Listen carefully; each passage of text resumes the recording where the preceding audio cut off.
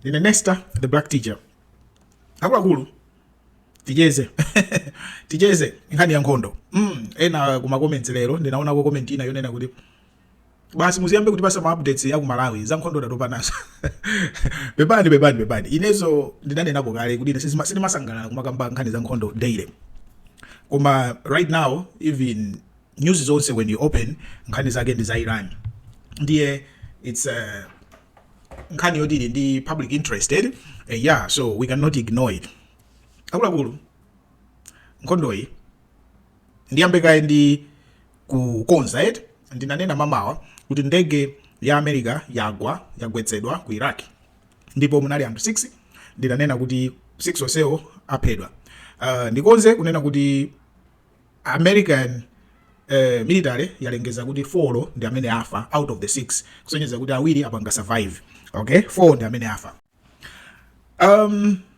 Amwene chilungamo tinene chilungamo eti America Trump nene kuti Trump ali pa pressure. Trump ali pa pressure. Analuma zambiri wakanika kumeza. Analuma zambiri wakanika kumeza. Irani yapanga prove kuti it's not a small child who can easily be bullied.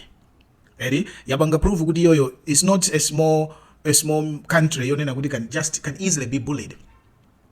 I don't care kuti Irani kuthandizidwa kaya mukuti ndi Russia ikuipasa intelligence kaya China ikuipasa intelligence, koma the fact of the matter ndiyonena kuti Irani yapanga prove kuti si mwana yayo. Number 1, America si mayembekezera kuti Trump America si mayembekezera kuti Irani ingalimbe chonchi. America inali ndi intelligence nanena kale kuti anakonzekera anakhala ndawi akustada nkhondo iyi kuti tipange chonchi tipanga akuistada Irani ichi. Koma zaonetsa kuti intelligence yomwe anali nayo mmene amayembekezera si mmene zapezekera pa ground. Ready? Apulisa ma missiles ochuluka, apulisa masites akuti over 6,000 kupulisa ku Irani kucha. Koma Irani mpaka leroli ikuponyabe ma missiles, ikuponyabe ma drone. Amati tabaliza neve yose ya terado after 3 days, neve yose daiterado, chanja zose daziterado, zose daterado. Irani ikupulisa be mpaka lero. Ndipo padagali pano Irani ikupulisa bavubi 100 missiles patsiku 100 osatiso kungoponya imozi kumadigirira iya 100 pa the all directions ku Gafu ku Israeli ku Gafu ku Israel kuponya leroli after 13 days za nkhondo 13 days. Amwene aimamudu tu America ndiye sama yembekezeraso kuti nkhondo ingapa ngecost ndalama zambiri chonchi chifukwa yapa ngacost ndalama zambiri. Sama yembekezeraso kuti nkhondo iyi ingaonongere katundu padakali pano aononga katundu ambiri makamaka air defenses awo aonongeka. Maiko amene amadalira America air defense systems ku Middle East uku pano pali vulnerable chifukwa ma air defenses aja aonongeka. Ndinanena kumayambiriro kuti nkhondo iyi kangotenga nthawi ma air defenses asakhala vulnerable ndinanena. Ndipo padakali pano zimene zikuchitika Israel overwhelmed mpaka America ichita kukatenga akatundu amene anasiya ku ma third system amene anasiya ku South Korea kukatenga kubwera nawo kuti tizaonjezere zinthu zakoka manja padakali pano zakoka manja. Not only that, ndege za America ma fighter jets atatu kumayambiriro wiki masiku yambiriro omwe aja anagwetsedwa mukumbukira kukwetu kamati friendly fire anagwa dzulo ndizomwe takambabazi the refueling plane chachikulu chi refueling plane chagwetsedwa anthu 4 afa icho so basi chapita wreckage basi zovuta lero America mpaka is forced kugwirizana ndi Russia kuti ayambeso kugula mafuta a Russia. And guess what, who is winning this war? Ndi Russia. Chifukwa America panopa ilibeso mphamvu zouza Russia kuti isapange ataki Ukraine chifukwa iyo zimene ikupanga ku Iran. Chifukwa cha energy crisis America yamba kugula mafuta a Russia, no problem.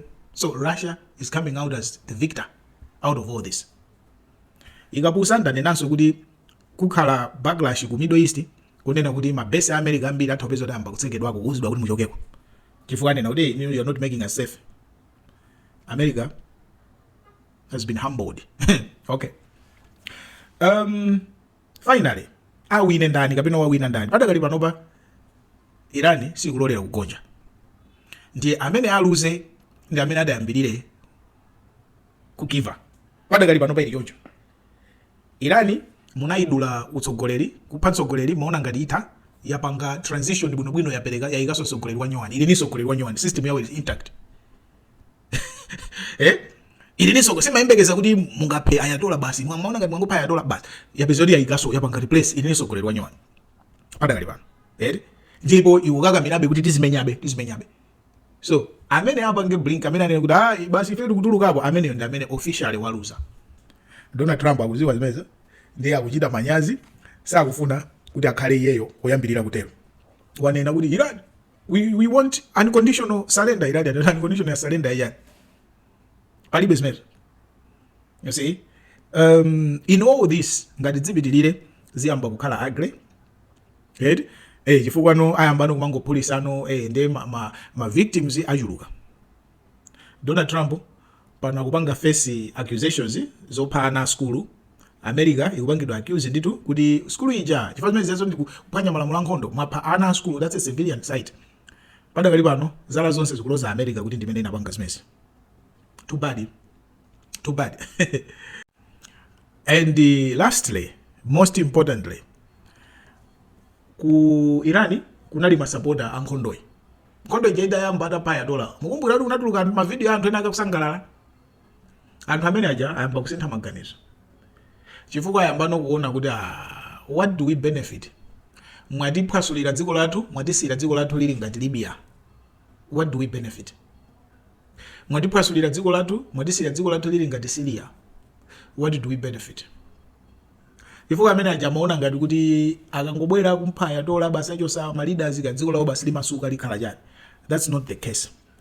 The longer nkhondo ikupitirira, the longer they are destroying their cities, they are destroying their infrastructure, they are destroying even nkhondo idati atha apezeka kuti akuvutikabe kuti apange so rebuild.